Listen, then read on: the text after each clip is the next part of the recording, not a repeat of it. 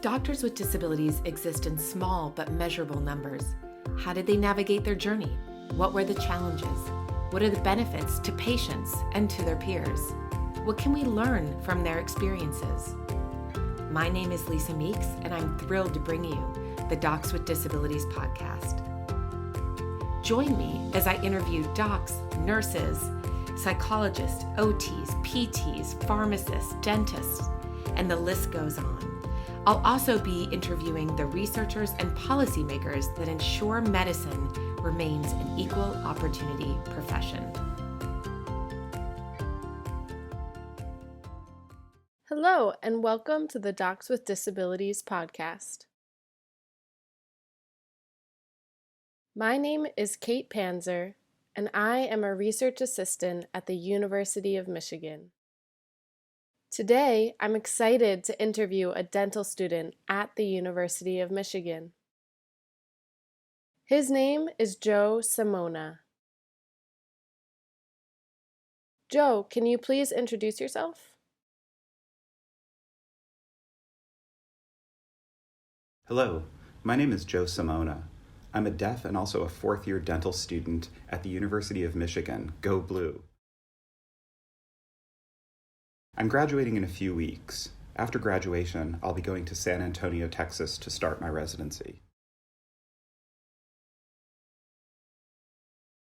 Before you were accepted to the University of Michigan School of Dentistry, can you describe your experience with the application process? So, when I first applied for dental school, I was a little concerned about my chances of getting in because of my disability. So I contacted my advisors at the University of Detroit Mercy, and they gave me advice about how to get into dental school, such as good grades, a good DAT score, volunteering, as well as shadowing dentists.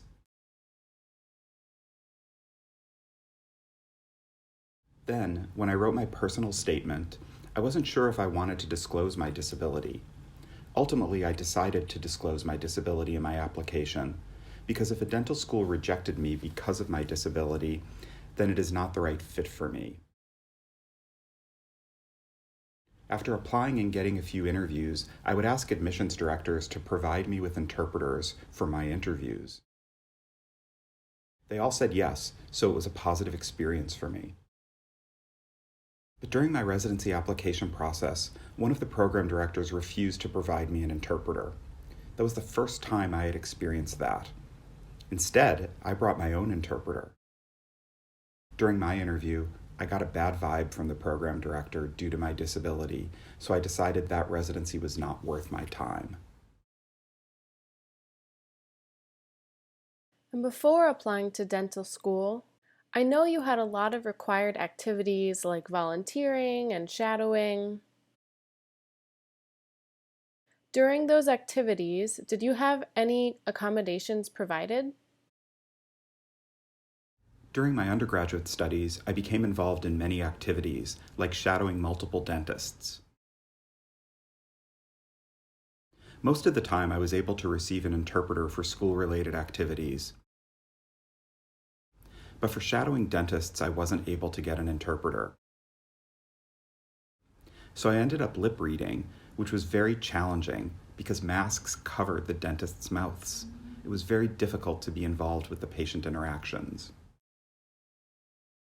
And when you became a first-year student at the University of Michigan, how did you request accommodations? When I decided to attend the University of Michigan for dental school, the Director of Disability Services, Jill Rice, asked me what accommodations I would want. I requested an interpreter for clinicals, anatomy labs, and group discussions, as well as CART for my lectures. She provided me with everything that I needed, and I was very pleased with their services. From your experiences in the dental clinic, I'm sure you've had a variety of patients who are hearing, deaf, and hard of hearing. How do you best communicate with your patients? When I was assigned to my first patient, I was nervous to call them to set up an appointment because I was not sure how they would react to me as a deaf provider.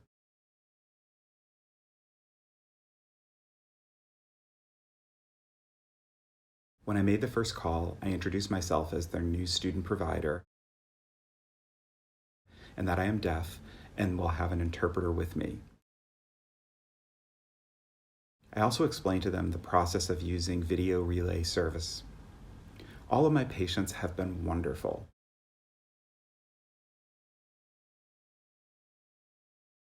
In clinics, I have my interpreter wear a clear mask so we can communicate better.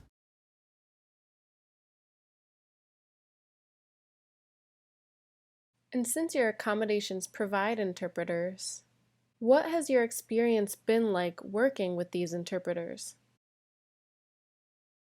Working with interpreters has been challenging because dental terminology is new for all of us, and there are many dental words that do not have established signs in ASL. I needed to create new signs in regard to dentistry to improve our communication. Now, considering the importance of mentorship, who has been your most influential mentor? I had a few mentors during dental school. Some of them are faculty members at the dental school, but I was hoping to find a few deaf mentors. So I found a deaf pediatric dentist and one hard of hearing dentist in Michigan. I also contacted a few deaf dentists outside of the state.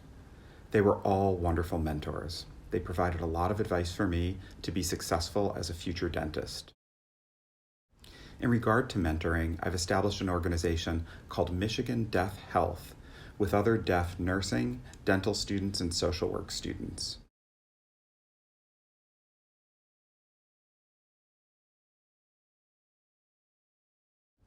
This group provides mentorship for deaf and hard of hearing students interested in the STEM fields, and we also provide resources for better healthcare access.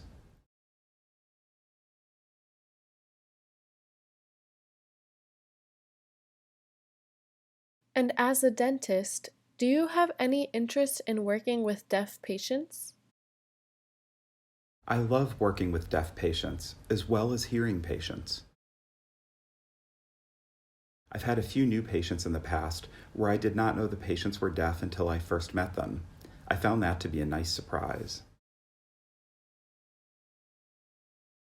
Recently, you released a video called Oral Health Education in ASL. Can you tell me more about the video and its impact on the deaf community? I decided to make a video about oral health education in ASL because growing up, there were no resources available in ASL for medical health or oral health. I never fully understood my dentist because there weren't any interpreters available, or the masks my dentists wore prevented lip reading. I decided to make a video to improve access to oral health education. Since then, I've been to a few deaf programs in Michigan, such as the Michigan School for the Deaf and the Detroit School of Arts High School. After I showed my video, all of the students responded positively. My next step is to show the video nationally and share it with deaf schools across the U.S. We've come to the final question we always ask our interviewees. For students interested in applying to dental school, what advice would you like to share with them? My advice for students applying to dental school is to be positive. You will have several challenges, but you will always overcome them. Work hard, engage in extracurricular activities. Stay motivated, follow your dreams, and your work will pay off. Thank you. Thank you for participating in this interview and sharing your experiences. And now to our audience. I hope you learned a lot from this video. Please continue to follow our podcast, and thank you for joining us.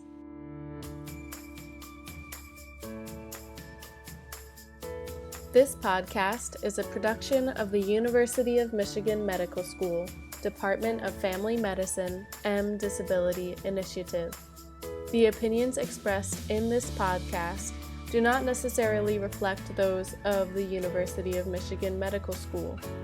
It is released under a Creative Commons Attribution Non-Commercial Non-Derivative License.